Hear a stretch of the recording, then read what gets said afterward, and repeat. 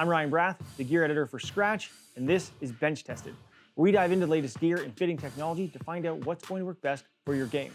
Today, we're talking about Callaway's Elyte driver line. There are 5 options to choose from. We're going to go through all 5 to find out how their performance characteristics line up to your game and how they line up to mine. So, with that in mind, let's dive in. We're going to start with the Elyte core model. One thing that I really like about the core right off the bat is matches the core fairway woods where you have that matte black top. The contrast on the top line actually makes it pretty easy to align, and like the other core models, shallower profile to me inspires a lot of confidence that it's going to be forgiving whether I miss it a little high or low, especially off the heel and toe as well. Like that. Start line, a little bit left, that's fine, that's pretty normal for me, but we didn't see that larger shot that really started fading. 3,200 RPM of spin with a little bit of a fade, totally cool with that. Peak height didn't get too high at 102, so that's a really good starting point for this option. You know, that low heel miss is a pretty common one. I'm guilty of that myself, and to see that the spin didn't jump too high on that shot as well, it goes a little bit left, but it goes straight, and that is the biggest thing. As someone who tends to curve the golf ball left to right, to see it start left and not really curve too much gives me a lot of confidence to just fire down the middle. Not a lot of curvature. There's that middle shot, kind of missed it. Again, ball speed, we see the ball speed drop there. 150 is not my average ball speed with a driver, but get out there 260 on a miss hit, 3,000 RPMs of spin. I'm okay with that. I mean, 260 yards on a miss hit that didn't overspin and didn't kind of end up right or left of the fairway, that's perfectly fine. This is a really straight driver. So we moved on to the Elyte X. Now what stands out from the Elyte X versus the standard Elyte is rather than having the 3 options on the sole, so you have the kind of more fade bias, the neutral, and the draw, we start off with a neutral and a draw setting, so this driver is a little bit more draw bias naturally, and then you can make it more draw bias if you're trying to really eliminate that right side if you are a fader of the golf ball. If you're looking at it from the top, a lot of people think of, oh, it's the more draw bias model. It's gonna sit really shut, it's gonna sit really closed. But to me, this sits almost exactly the same as the core Elyte model. Also too, little waggle test there, it's lighter. It feels lighter. Now, as I've kind of said in the past, heavier drivers takes more force to close the club face. Great ball speed. Now, because I closed the club face a little faster, we introduced less dynamic loft. So we saw that spin drop down. We're right around 2,300, but left.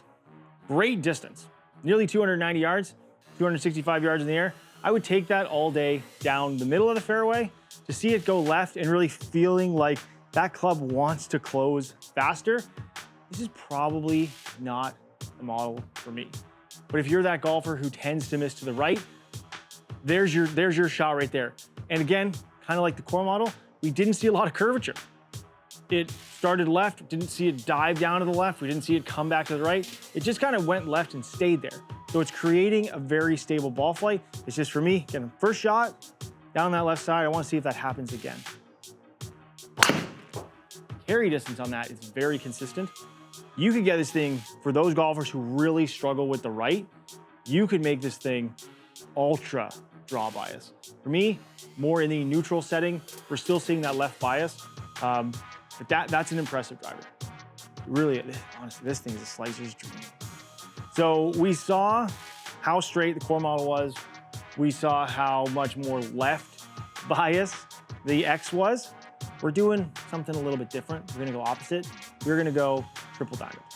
Now, again, same shaft, immediately feels a little bit heavier in the club head, sits a little bit more open. It's shorter heel to toe compared to the other 2 options. It has that just gloss black top. It looks smaller. So for those golfers who want something that is a little bit more compact in profile,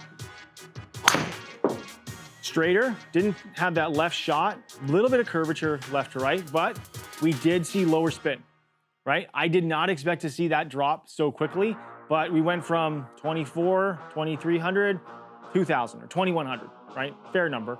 Ball speed, I don't want to say it is necessarily that much lower, but if I do tend to miss it around this golf club, we'll have a slightly lower MOI, so we might see a little bit of drop in ball speed.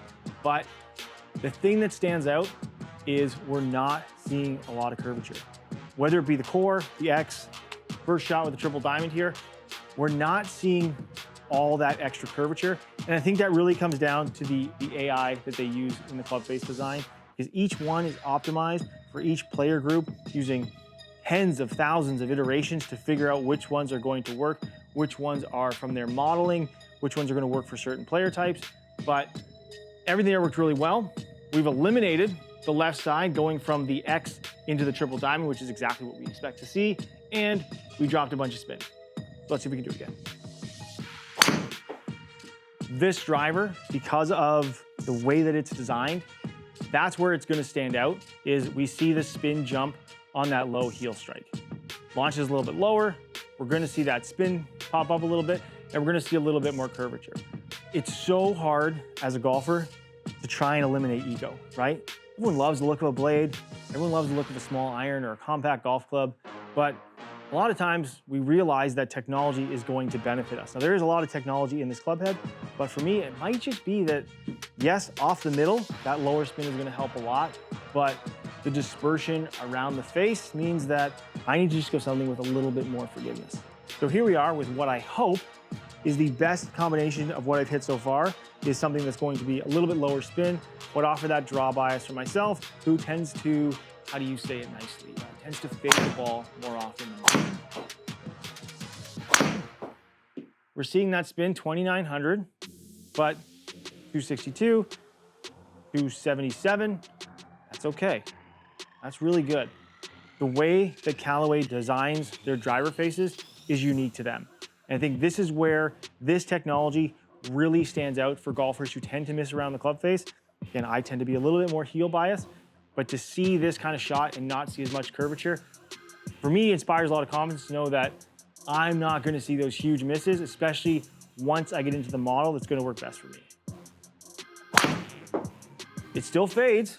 I'm not saying that thing doesn't fade, but to get 265 yards carry out of the ball speed at 150, 154 and a half, 155, let's round up, let's be nice to ourselves. And then see that spin number, I'm really liking the direction this is going. Fitting and model selection is so important. So when we're going through this process, I really like how each one of these has really individually stood out. It goes to show that the differentiation that they've created between their models really does work. I'll take that all day. Spin around 3,000. That's okay, because what that does help, now I will try and hit one of these shots, is if I do hit it left, you don't want to see the spin drop so far down that it drops out of the sky. So to hit a fade at roughly 3,000 RPMs, nothing wrong with that. I really like how this driver performs for me. I get a more compact look, I get something that's going to be lower spin, and it helps prevent that larger right miss that I really don't want to see on the golf course. Yes, I know I tend to fade it, but I don't want to see it miss so far that I'm having to chip out, or I'm really putting myself in trouble off the tee. But there is one more model, which is the Triple Diamond Max, that I'm also excited to compare this, because I think between these two, that's where the shootout is going to be. We're getting a very, very similar look to the Triple Diamond TD and the Triple Diamond Standard model, but we're getting a touch more spin and a little bit more forgiveness built into it. I know that this is bigger. Like looking at it from the sole, I can see there are little cues on the sole of the driver that make this one stand out and show that it's just a little bit bigger. It's just a little bit more longer heel to toe and front to back. So it's really cool to see how they're able to shape a driver to offer a little bit more forgiveness, but still put it in a club head that is more compact. A little higher. I'm definitely seeing between the Triple Diamond options that spin is a little bit higher, which is what it's designed to do. Again, distance is not like a huge problem here. Well, it went 300 yards, but it went left. Left ball, lower dynamic loft, see the spin drop, but spin stayed up, relatively speaking, compared to like having it drop below 2,000 RPM. Some people might hit that shot and go, let's just cut it, all right? I want to leave that in. One, because I actually hit it over 300 yards. But it just goes to show that the extra forgiveness built into this thing really kept the spin up, so it was able to carry that far.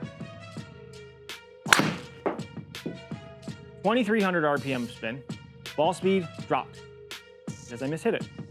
But even with the mishit, we kept, so we see the lower ball speed, spin stayed in a really nice window, and we still got 200 and, be really nice, friendly here, and round up, 265 yards of carry on 153 miles an hour of ball speed.